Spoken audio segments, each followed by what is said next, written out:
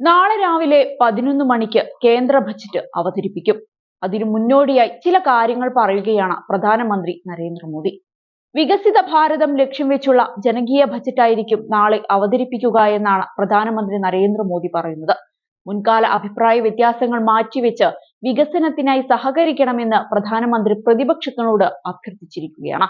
എല്ലാ പാർട്ടികളും പാർട്ടി അതിർവരമ്പിന് മുകളിൽ ഉയർന്ന് ദേശീയ ക്ഷേമത്തിനായി സ്വയം സമർപ്പിക്കേണ്ടതിന്റെ ആവശ്യകത അദ്ദേഹം ഊന്നി പറഞ്ഞു.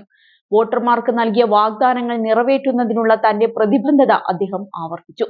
ഇന്ത്യയുടെ ഭാവി രൂപപ്പെടുത്തുന്നതിൽ ബജറ്റ് 2024 പ്രാധാന്യം എടുത്തുകാട്ടി. ബജറ്റ് അമൃത്കാലിന്റെ സുപ്രധാന ബജറ്റാണ്. ഇന്നത്തെ ബജറ്റ് അടുത്ത 5 വർഷത്തേക്കുള്ള ദിശ തീരുമാനിക്കും. ഈ ബജറ്റ് 2047 വികസിത് ഭാരത് എന്ന നമ്മുടെ സ്വപ്നത്തിന്റെ ശക്തമായ അടിത്തറയായി മാറും. പ്രതിപക്ഷ പാർട്ടികളോട് അഭിപ്രായ വ്യത്യാസങ്ങൾ ഉപേക്ഷിച്ച് ദേശീയ ക്ഷേമത്തിനായി ഒരുമിച്ച് ചേരണമെന്ന് അദ്ദേഹം അഭ്യർത്ഥിച്ചിരിക്കുകയാണ്. 2029 ജനുവരിയിലെ തിരഞ്ഞെടുപ്പ് വർഷത്തിൽ നിങ്ങൾക്ക് ഏത് കളിയും കളിക്കാം. എന്നാൽ അതുവരെ കർഷകരുടെയും യുവാക്കളുടെയും രാജ്യത്തിന്റെയും ശാക്തീകരണത്തിനായി നമ്മൾ പങ്കെടുക്കണമെന്നാണ് ഒരു വലിയ തിരിച്ചടിക്ക് പിന്നാലെ പല കാര്യങ്ങളും ലക്ഷ്യം വെച്ചുകൊണ്ട് അദ്ദേഹം പറഞ്ഞത്. ഇന്ത്യ നിലവിൽ 8% വളർച്ചാ നിരക്ക് അനുഭവിക്കുകയാണെന്ന കാര്യവും അദ്ദേഹം ഊന്നി പറയുന്നുണ്ട്. രാജ്യത്തെ അവസരങ്ങളുടെ കൊടുമുടിയിൽ നിർത്തുന്നു.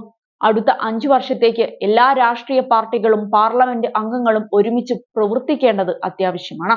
അഭിപ്രായ ഭിന്നതകൾ ഉപേക്ഷിച്ച് ദേശീയ ക്ഷേമത്തിനായി ഒരുമിച്ച് ചേരാൻ പ്രതിപക്ഷത്തോട് ആഹ്വാനം ചെയ്ത അദ്ദേഹം എല്ലാ പാർട്ടികളോടും പാർട്ടി അതിർവരമ്പുകൾക്ക് അതീതമായി ഉയർന്ന രാജ്യത്തിനായി സ്വയം സമർപ്പിക്കാനും പാർലമെന്റിന്റെ ഈ മാന്യമായ വേദി അടുത്ത 4.5 വർഷം ഉപയോഗിക്കാനും ഞാൻ ആവശ്യപ്പെടുന്നുവെന്നും ഊന്നി പറഞ്ഞു. രാജ്യത്ത് നിക്ഷേപാന്തരീക്ഷമാണ് നിലനിൽക്കുന്നത്. സാമ്പത്തിക മുന്നേറ്റവുമായി ബന്ധപ്പെട്ട് പ്രതീക്ഷ നൽകുന്ന റിപ്പോർട്ടുകളാണ് പുറത്തുവരുന്നത്. ഏറ്റവും അധികം അവസരങ്ങൾ സൃഷ്ടിക്കുന്ന സാഹചര്യമാണ് ഇപ്പോൾ നിലനിൽക്കുന്നത്. ജനാധിപത്യത്തിന്റെ അഭിമാന യാത്രയിലെ സുപ്രധാന ലക്ഷ്യസ്ഥാനമാണ് സെഷൻ. 60 വർഷത്തിന് ശേഷം ഒരു സർക്കാർ 3ാം തവണയും അധികാരത്തിൽ വന്നത് വികസന പ്രവർത്തനങ്ങളുമായി മുന്നോട്ടു പോകാൻ കരുത്തു പകരുമെന്നും മോദി പറഞ്ഞിരിക്കുകയാണ്. ഏതായാലും തിരഞ്ഞെടുപ്പിലേറ്റ തിരിച്ചടിക്ക് കാരണമായ പലതിനും ഈ ബജറ്റ് അവതരണത്തിൽ പ്രാധാന്യം നൽകുമെന്ന് ഉറപ്പായി. ഇല്ലെങ്കിൽ അതിന്റെ പ്രത്യാഘാതമുണ്ടാകുമെന്ന് മോദിക്ക് നന്നായിട്ടറിയാം. അതേസമയം പാർലമെന്റിന്റെ ബജറ്റ് സമ്മേളനത്തിന് ഇന്ന് തുടക്കമായി. കൻവാർ യാത്ര, നീറ്റ്, മണിപ്പൂർ തുടങ്ങി ഒന്നിലധികം വിവാദങ്ങളുടെ നിഴലിലാണ് ബജറ്റ് സമ്മേളനം ആരംഭിക്കുന്നത്. നാളെ രാവിലെ 11 മണിക്ക് കേന്ദ്ര ബജറ്റ് അവതരിപ്പിക്കും. ഫെബ്രുവരി 1 ലോക്സഭാ തിരഞ്ഞെടുപ്പിന് മുന്നോടിയായാണ് 2024-25 ഇടക്കാല കേന്ദ്ര ബജറ്റ് അവതരിപ്പിച്ചത്. ബജറ്റിന് മുന്നോടിയായുള്ള സാമ്പത്തിക സർവേ ഇന്ന് അവതരിപ്പിക്കും.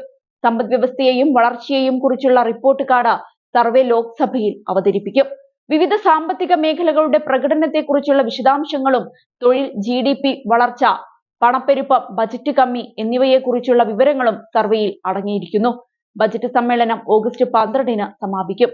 ഇതിനു മുൻപ് വ്യോമയാന മേഖലയിൽ ബിസിനസ് ചെയ്യുന്നത് എളുപ്പമാക്കുന്നതിന് 90 വർഷം പഴക്കമുള്ള എയർക്രാഫ്റ്റ് നിയമത്തിന് പകരമായി 6 ബില്ലുകൾ പാസാക്കാനാണ് സർക്കാർ ലക്ഷ്യമിടുന്നത്.